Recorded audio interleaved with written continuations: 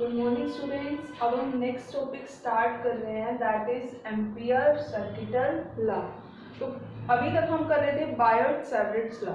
तो बायोट-सैवर्ट्स लॉ से हम मैग्नेटिक फील्ड फाइंड आउट कर रहे थे। तो हमें नेक्स्ट लॉ की ज़रूरत क्यों पड़ी? क्योंकि उसमें कुछ कमी आई होगी, तभी हम कोई नया टॉपिक, नया लॉ कर रहे हैं। जैसे हमने ओम्स लॉ किया, फिर हमने देखा कि ये सिंपल सर्किट के लिए काम करता है, कॉम्प्लेक्स सर्किट में ये काम नहीं करता है। तो उसके लिए फिर हमने न्यू एक नहीं दो लॉज बनाए, Kirchhoff first law and Kirchhoff second law. तो ऐसा ही बायोट-सैवर्ट्स लॉ सिर्फ उनके लिए काम कर रहा था जिसमें बहुत ही स्मॉल करंट आप अगर कंसीडर करते हो, स्मॉल मैग्नेटिक फील्ड आपको वो फाइंड आउट करके देगा, फिर आप इंटीग्रेट करोगे। तो एग्जैक्टली आप नहीं कह सकते कि ये आंसर करेक्ट है या नहीं है, क्योंकि वो अपने सिर्फ बहुत ही स्मॉल करंट के लिए हमें मैग्नेटिक फील्ड बता सकता है, लार्ज करंट के लिए वो नहीं बता सकता था। तो इसके लिए हमें एक नए लॉ की ज़रूरत पड़ी, और वो लॉ है एम्पियर सर्किटल लॉ। और ये कहीं ना कहीं मिलता जुलता है किससे? गोज लॉ से। गोज लॉ में अपने क्या पढ़ा था कि closed surface integral of electric field is equal to 1 upon epsilon naught times of net charge enclosed by the surface।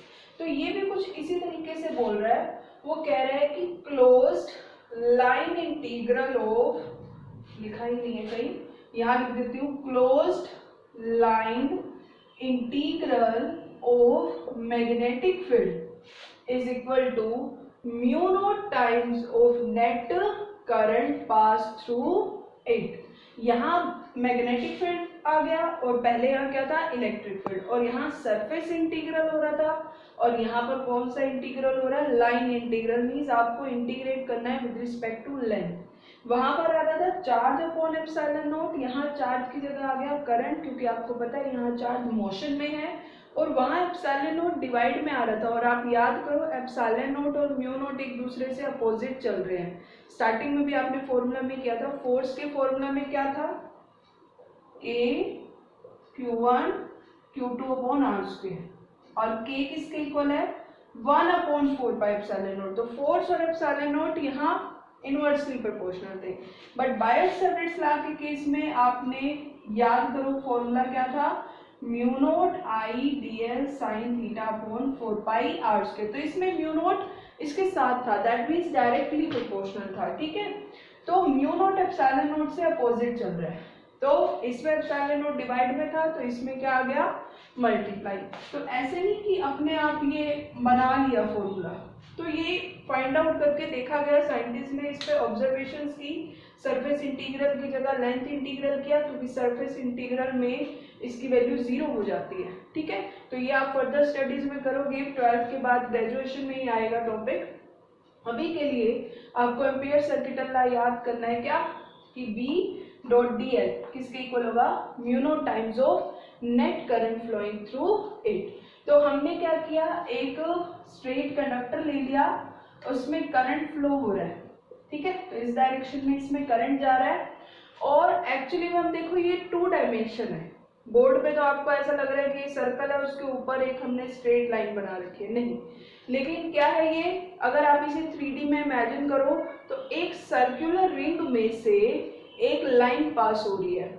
अगर आपने कभी अपने मम्मी को सिलाई करते हुए देखा हो, तो जैसे हाथ से जो सिलाई करते हैं, वो मशीन से नहीं, तो जैसे उसमें क्या करते हैं, एक धागा ऐसे निकाला, लास्ट में जब फाइनल टच देना होता है, उसको बिल्कुल बंद करना होता है, नॉट लगानी होती है, तो क्या करते हैं, एक धागा, जैसे आपने फाइनल स्टिचिंग करने के लिए धागा डाला, फिर हम कुछ ऐसा करते हैं, घुमा के उसी में से वो धागा वापस निकाल देते हैं अंदर से, और फिर उसको टाइट कर देते हैं, तो वो नॉट बन जाती है। ऐसा हमने कई बार किया है कि एक धागा डाला, ठीक है, फिर घुमा के गोल ऐसे उसी में से वो धागा वापस निकाल लिया सुई के हेल्प से, और वो एक नॉट लगी। तो ऐसा ही कुछ है यहाँ पर। ठीक है, तो इसको ऐसे समझो कि ये जो एक धागा है, एक सुई है, जो इसके सेंटर में से पास होके जा रही है। ठीक है, तो इसमें कितना करंट फ्लो हो रहा है? I। और आपको पता है जब स्ट्रेट कंडक्टर में मतलब आप ले रहे हो और इस डायरेक्शन में करंट ले रहे हो, तो उसके अराउंड मैग्नेटिक फील्ड कैसा बनेगा? सर्कुलर फॉर्म में। तो ये सर्कुलर फॉर्म में मैग्नेटिक फील्ड आ जाएगा इसके ऊपर, जिसकी डायरेक्शन हमने ये दे ली, ठीक है। इसी के ऊपर भी हमने एक स्मॉल एलिमेंट कट कर लिया जिसकी वैल्यू हमने ले ली dl। तो साइंटिस्ट ने इसको ऑब्जर्व किया, जैसे एक रिंग है, सर्कुलर रिंग, उसको छोटे छोटे पार्ट्स में कट कर लिया। मान लो उसकी कंप्लीट लेंथ है 1 मीटर, तो आपने उसके क्या कर लिए 10 छोटे छोटे पार्ट्स बना लिए, ठीक है। उसके बाद फिर आपने उनके लिए मैग्नेटिक फील्ड निकालने के लिए देखा उस पे करंट की वैल्यू कितनी आ रही है, और फिर उसके बाद मैग्नेटिक फील्ड और लेंथ का मल्टीपल यानी प्रोडक्ट चेक किया, किसके इक्वल आना चाहिए, म्यू नॉट और आई के प्रोडक्ट के इक्वल, तो वो आ रहा था। तो यहाँ से ये फॉर्मूला हमारे पास मिल गया एम्पियर सर्कुलर लॉ का कि B डॉट dl का इंटीग्रेशन किसके इक्वल होगा, म्यू नॉट आई। यही स्टेटमेंट आपको दी हुई है, the line integral of magnetic field around a closed loop is equal to the permeability of free space and total current flowing through it is equal to the product of, लिख लेते हैं, ठीक है, is equal to the product of permeability of free space and current flowing through it।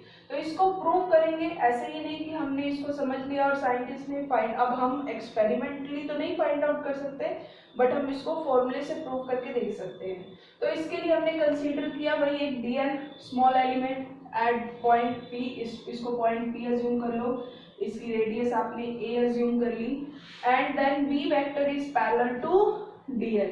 B vector और dl दोनों की direction same हम assume करेंगे, तो फिर आपके पास सेम अज्यूम करोगे तो एंगल कितने का आ जाएगा, थीटा कितना हो जाएगा, dl और उस पॉइंट B के बीच का एंगल 0 डिग्री।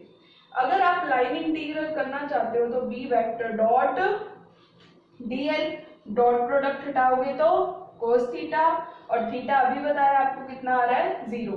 तो कोई भी थ्योरम प्रूव करनी है तो क्या करते हैं, आपने गॉस लॉ भी किया, लेफ्ट हैंड साइड लेके चलेंगे, अगर वो राइट हैंड साइड के इक्वल आ जाती है मींस थ्योरम प्रूव। तो लेफ्ट हैंड साइड में हम पहले इसको सॉल्व कर रहे हैं और इंटीग्रेशन से पहले सिर्फ इस टर्म को सॉल्व कर रहे हैं, B vector dot dl vector को, डॉट प्रोडक्ट हटाते ही cos थीटा, थीटा की वैल्यू 0 पुट कर दी, आ गया b dl according to Ampere circuital law.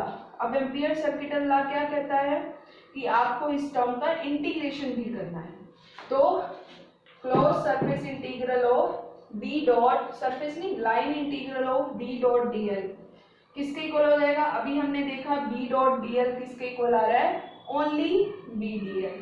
तो b बाहर सिर्फ किसका इंटीग्रेशन होगा, dl का, और dl किसके ऊपर है, इस सर्कल के ऊपर, तो इसका इंटीग्रेशन करेंगे तो लेंथ आ जाएगी कंप्लीट सर्कल की यानी सरकमफ्रेंस, जो कि कितनी होती है 2 पाई इंटू रेडियस, और अभी हमने रेडियस क्या अज्यूम की हुई है a।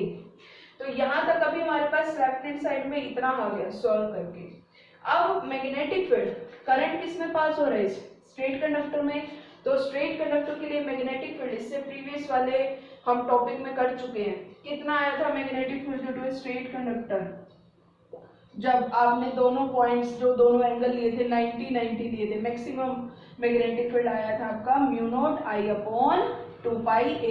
इससे एक स्टेप पहले ही आंसर था mu naught I upon 4 pi a sine phi 2 plus sine phi 1। कुछ याद आया, फिर आपने ये दोनों एंगल 90-90 पुट किए थे तो मैक्सिमम आपके पास मैग्नेटिक फील्ड ये आया था।